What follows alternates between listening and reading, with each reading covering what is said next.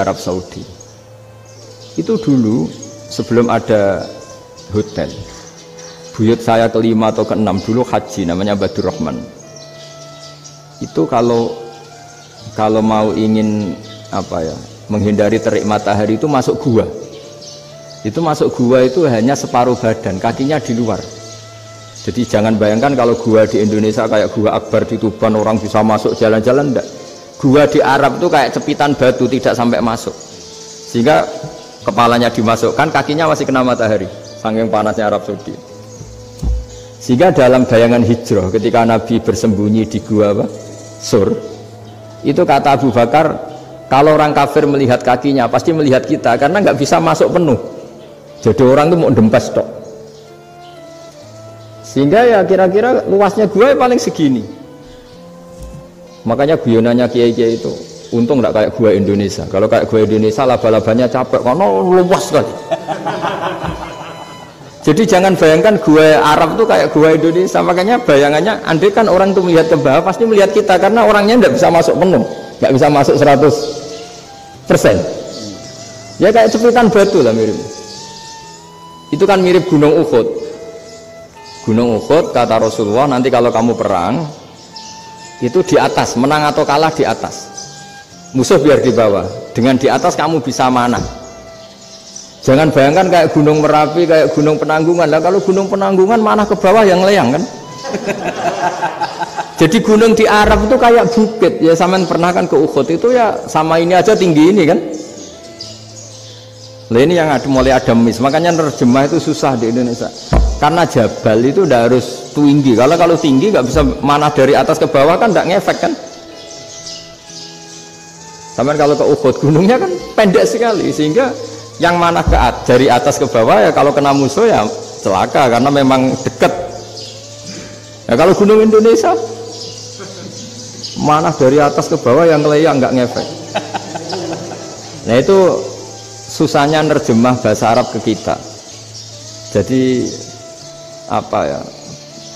transkrip itu nggak gampang karena ada pengertian yang beda. Kita kalau bilang gunung itu tinggi sekali sampai banyak mahasiswa tersesat ya saking tingginya. Kalau orang naik Uhud nggak akan tersesat, wong ketok dari bawah itu.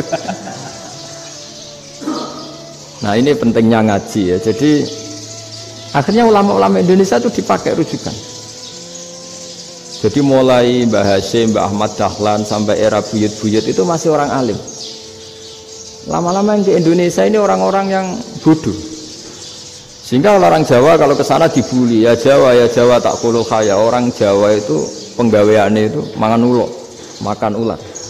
Karena belut itu kalau di kamus itu persis ular. Dulu itu kan kamus tidak full color. Gara-gara gak full color, gambar belut sama ular itu sama. Belut itu belut sama ular kalau nggak full color gambarnya sama apa enggak? Sama. Terus orang Jawa itu kan masih banyak yang makan bajing itu apa? Ketupai. Bajing kalau digambar tidak full color sama dengan tikus.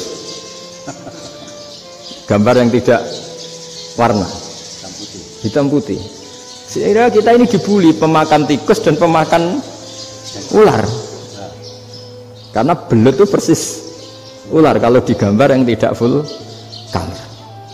Sampai datang Syekhona Khalil, datang ulama ngarang kitab ya judulnya Al-Belut karena nggak terima bangsanya dinyek makan apa? Ular. Terus dikarang wal belut hayawanun bakhriyun, terus ya isu fi kadza wa kadza, itu beda dengan al-hayyah, itu diterangkan mulai bisa nerima. Terus sistem hotel juga gitu.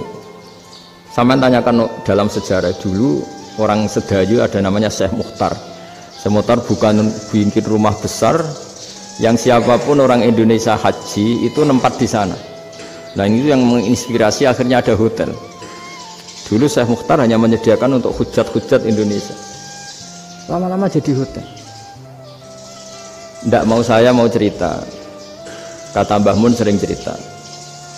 Kenapa wa ma arsalnaka illa rahmatan lil alamin, kata Mbah Mun, Allah itu pasti bikin ulama yang tidak produk Arab itu pasti ada.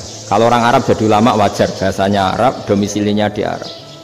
Tapi Allah akan selalu bikin ulama yang tidak bangsa Arab. Imam Ghazali itu Tus itu Persia.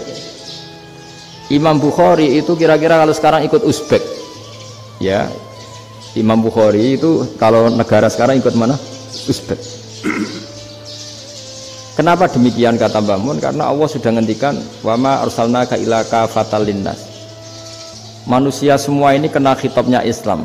Kalau tidak ada ulama yang dari berbagai negara, kesannya Islam itu hanya milik orang Arab Saudi. Makanya Allah selalu bikin ulama-ulama yang bahkan tidak Arab. Termasuk Imamul Muhaddisin, yaitu Imam Bukhari, itu orang Uzbek, orang Rusia lah kalau sekarang, ikut Uni Soviet dulu. Imam Ghazali itu orang Persia. Syekh Nawawi itu orang Banten. Karena Allah ingin memaklumatkan bahwa Islam ini untuk semua, sehingga orang yang tidak Arab pun bisa belajar Islam. Yang alimnya itu nggak kalah sama orang apa? Arab. Makanya ini PR ya. Kalau Gus Dah Ploso nanti ngendikan suatu saat orang belajar Islam itu bahkan orang Arab pun bisa belajar ke Indonesia. Kalau orang Indonesia bisa alim betul kayak dulu. Sekarang banyak liga antar ulama.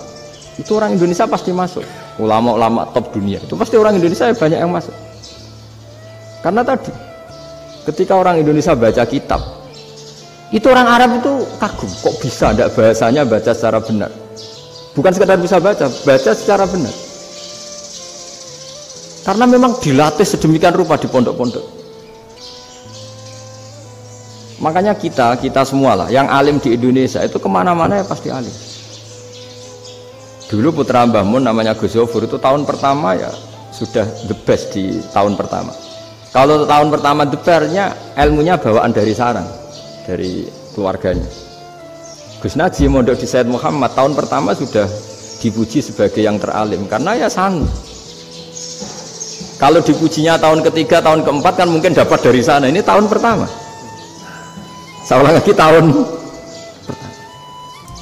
Karena pengajaran di Indonesia itu luar biasa di pondok-pondok ini. Makanya kalau dalam anekdot pondok itu cerita-cerita lucu itu. Ada orang Jakarta ngaji, setelah di kelas itu pelengahan terus. Melihat jendela, lihat pintu terus. Lama-lama gurunya marah. Kamu diajarin kok enggak punya sopan, melihat pintu terus enggak memperhatikan guru. Anak Betawinya jawabnya lucu. Habis Pak Guru bohong. Kenapa ya?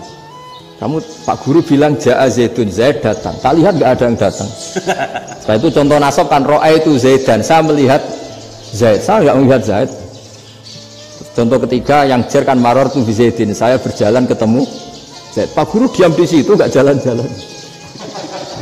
Jadi saking detailnya Indonesia diajari. Kalau rofa Ja'a Zaidun, kalau nasab ro'a itu Zaidan, kalau jar marortu bizaidin. Nah si murid Betawi ini karena pertama sekolah ngiranya gurunya itu cerita Zaid datang, makanya dia lihat pintu terus, mana katanya datang kok tidak datang-datang. Nah dengan latihan seperti itu kemungkinan orang Indonesia salah itu kecil karena memang dilatih betul. Saya ulang lagi karena memang dilatih betul. Sehingga ketika orang Indonesia ini yang cerita seorang wartawan, ini kisah nyata. Kalau ini tidak anekdot, kisah nyata. Ada wartawan internasional meliput Ramlah itu di Gaza, di Palestina. Wartawan Indonesia ini hanya bisa bahasa Inggris. Dijak ngomong bahasa Arab. Terus dia bilang saya tidak bisa. Saya tidak bisa, saya bisanya ngomong Inggris. Tapi apa yang terjadi setelah sholat? Si Indonesia ini jadi imam pakai sholat jariyah lagi. Baca bismillah benar, bismillahi jar karena mudhof ilaih. Terus ketika iktidal ya benar, Rabbana lakal hamdu mil'us samawati wa mil ardi benar. Ketika tahiyat ya benar, at-tahiyatul mubarakatuh sholawat. Sama orang Arab ini diambungi. Orang Arab kalau senang orang itu dicium. Kamu tawaduk, sebenarnya kamu itu ahli bahasa Arab. Karena orang Indonesia sekali sholat itu nggak ada yang salah, meskipun benarnya karena hafalan, tapi bagi yang ahli nahwu itu hebat. Misalnya kita kalau menghafalkan kan Bismillahi, Bismi jar karena ba, Allahi jar karena mudhof ilaih, Ar-Rahmani jar karena sifat, Ar-Rahimi karena sifat, Alhamdu rofa karena mubtada, Lillahi jar karena ada.